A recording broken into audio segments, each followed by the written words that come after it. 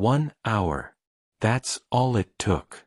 60 minutes for nearly $400 billion in silver market value to evaporate, and over $3.5 trillion to ripple out across global assets. No war headline. No central bank emergency. No black swan. Just price meeting a level it could not break. The 150-period exponential moving average on the hourly chart was sitting between $82 and $83, acting like a ceiling. Price kept knocking on it, and each time it failed, the structure weakened. When it finally rolled over, gravity did the rest. And while most people were staring at the red candles in shock, a much bigger story was quietly unfolding between West and East. Before we go deeper, if you value serious market breakdowns like this, take a second and subscribe. A lot of time and research goes into connecting these dots, and over the next few trading sessions especially, this level of analysis will matter. Also drop a comment and tell me where you're watching from, because in a situation like this, geography actually changes your exposure. Now let's rewind to what actually happened. Silver was trading in the $80 to $83 range. Sentiment in Western markets was bullish. Futures positioning showed optimism, retail flows were steady, and every dip was being bought. But technically, the price was below resistance, not above support. That difference is everything. When an asset trades below a key level like the 150 EMA on the hourly timeframe, it signals that sellers control that zone. Buyers can push into it, but they can't hold above it. Each failure creates lower highs, and lower highs tell you supply is stacking up overhead. Within 90 minutes of the market open, silver collapsed from $83 to $75. A 10% move in a single session.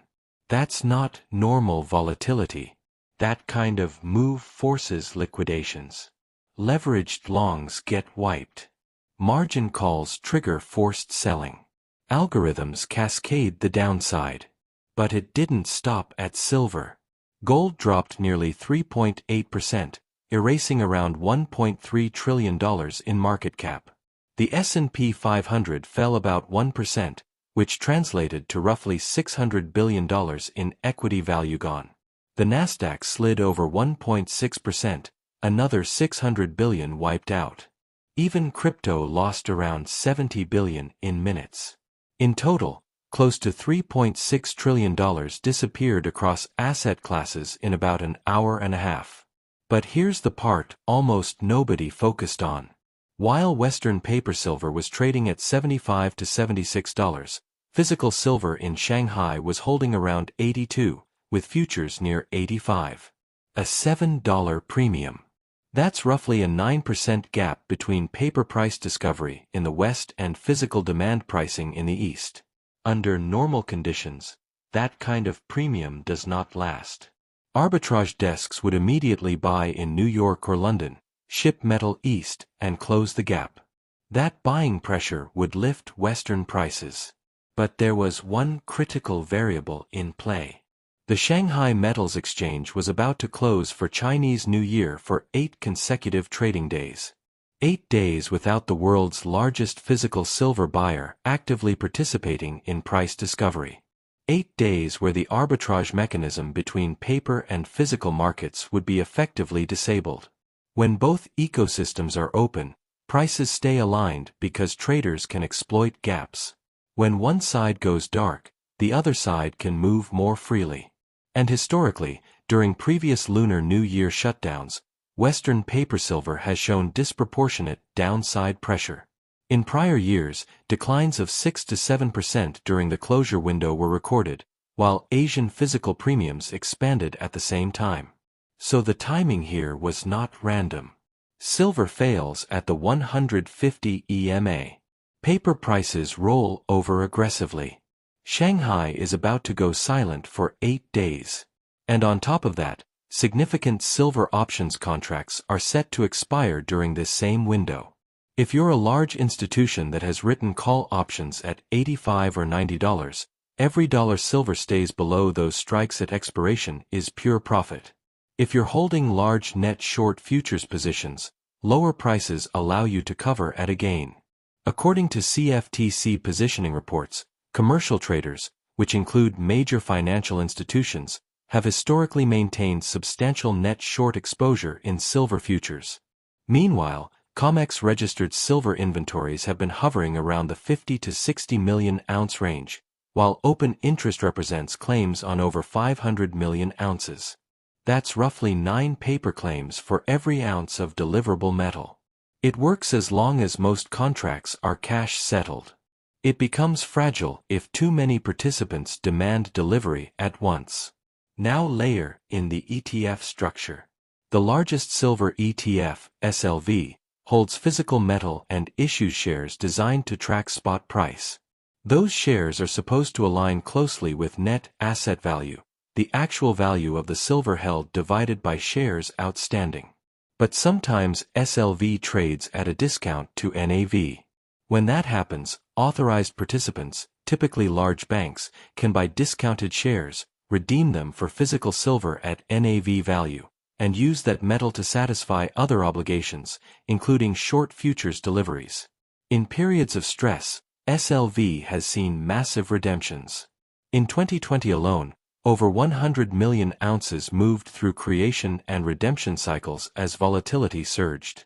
When you combine a technical breakdown, an ETF trading at discount, concentrated short positioning, and a temporary shutdown of the largest physical exchange in the world, the picture starts to look less like panic and more like precision. Especially when price falls sharply but volume does not proportionally explode. In a genuine 10% collapse driven by fear, you expect extreme volume. If volume is muted relative to price movement, it raises questions about order book dynamics, including the possibility of large spoofed orders influencing short-term price action. Spoofing is illegal and difficult to prove in real time, but regulators like the CFTC have prosecuted such cases in precious metals markets before. Meanwhile, the physical demand side has not slowed. Solar photovoltaic manufacturing continues to consume increasing amounts of silver. The International Energy Agency has reported consistent year-over-year growth in solar installations, with double-digit percentage increases in capacity additions. Electric vehicles use significantly more silver than traditional internal combustion vehicles due to electronics and power systems. Global EV production has been climbing steadily, and major automakers have committed to aggressive electrification targets. Electronics, 5G infrastructure, medical equipment, water purification systems, all rely on silver's conductivity and antimicrobial properties. The Silver Institute has reported structural supply deficits in recent years, with industrial demand outpacing mine supply growth. Primary silver mining output has been relatively flat, and because much silver is produced as a byproduct of copper, lead, and zinc mining, supply does not respond quickly to silver price alone. So you have tightening physical fundamentals alongside falling paper prices. That divergence cannot expand forever. And then comes the CPI release. Inflation data has been one of the primary drivers of monetary policy expectations. A hotter-than-expected CPI reading strengthens the case for tighter Federal Reserve policy, higher interest rates, and a stronger dollar, which can pressure precious metals. A cooler reading opens the door for a pause or pivot, potentially weakening the dollar and supporting metals as alternative stores of value. The market into the crash was positioned for the possibility of stubborn inflation. If CPI surprises lower, the justification for the paper sell-off weakens immediately. So over the next 72 hours, 3 forces converge. The CPI print and the bond market reaction. Options expiration dynamics during the Shanghai closure. And the eventual reopening of the Shanghai exchange, where physical buyers can once again respond directly to global price levels. If paper prices remain deeply discounted relative to physical, Eastern buyers may step in aggressively once markets reopen. If enough participants decide to demand delivery instead of cash settlement, the pressure on registered inventories intensifies. This is where the real risk lies, not in day-to-day volatility, but in the credibility gap between paper claims and physical metal. As long as confidence holds, the system functions. The moment confidence cracks, premiums expand, delivery requests increase, and the leverage embedded in derivatives markets becomes visible. The critical question is not whether convergence happens. History shows that when physical and paper prices diverge significantly, they eventually realign. The question is which side moves. Does paper price rise to meet physical demand? Or does physical premium collapse to match suppressed paper markets? That outcome will depend on data, on liquidity, on policy signals, and on how aggressively institutions manage their positions during this temporary window of reduced Eastern participation. If you're holding physical metal outright, short-term paper volatility does not change the number of ounces in your possession. If you're holding leveraged paper exposure, every dollar move matters. The next few sessions will reveal whether this was a controlled unwind within a broader range, or the opening act of a larger structural repricing.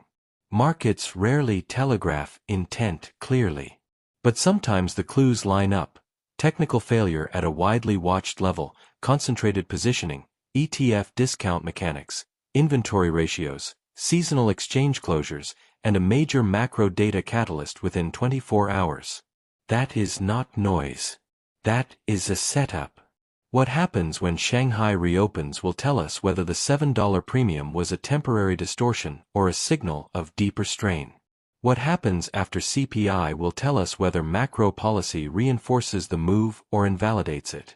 And what happens to registered inventories over the next few weeks will tell us whether the paper market's assumptions about delivery demand remain safe. In markets, preservation of capital often comes down to understanding structure, not headlines. The headlines will talk about volatility, about inflation fears, about global uncertainty. Structure is about who holds leverage, who controls supply zones, where inventories stand, and which side of the market can actually deliver the asset in question. Silver just reminded everyone that a single hour can reset billions in positioning. But the real story isn't the 90-minute collapse. It's the silent gap between $75 paper and $82 physical. It's the 8 days of darkness in Shanghai. It's the ratio of paper claims to registered metal. And it's the data release that could either justify suppression or expose it. Stay focused. Stay data-driven. And watch carefully which side adjusts first.